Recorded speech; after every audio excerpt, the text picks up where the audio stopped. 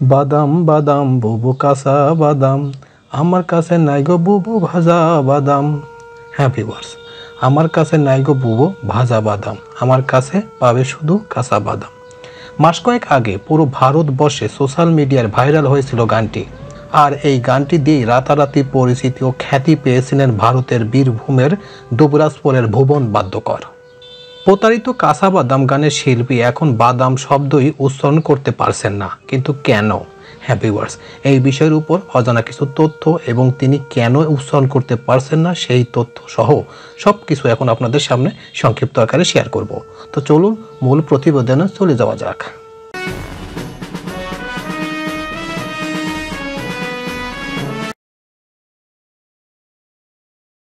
প্রতারিত কাঁচা বাদাম গানের শিল্পী এখন বাদাম শব্দই উচ্চারণ করতে পারছেন না।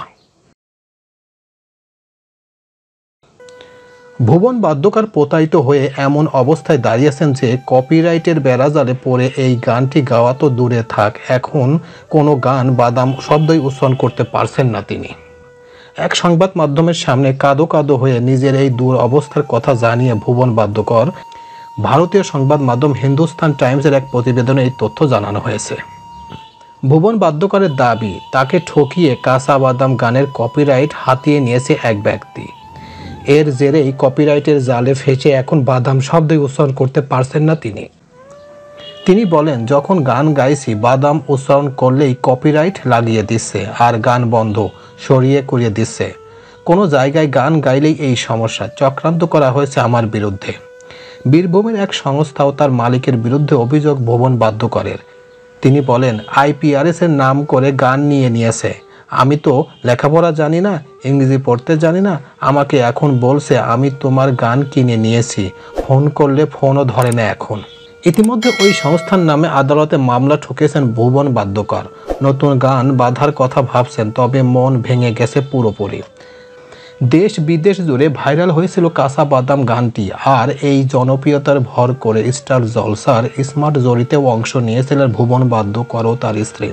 অথচ এখন হাতে কাজ নেই এই ভাইরাল সেন্সনের, বেশ কষ্ট করে দিন যাপন করছেন তিনি। তো এই ছিল মোটামুটি আমাদের আজকের প্রতিবেদন। উপরোক্ত প্রতিবেদন থেকে আমরা একটা জিনিসই বুঝলাম যে কাঁচা বাদাম গানের যে স্রষ্টা ভুবন বাদ্যকর এখন খুব কষ্টের মধ্যে আছে। এই কাঁচা বাদাম গানটি তার পাশেরই একজন লোক ঠকিয়ে তার কাছ থেকে নিয়ে এখন কপিরাইটের বেড়াজালে পড়েছেন তিনি।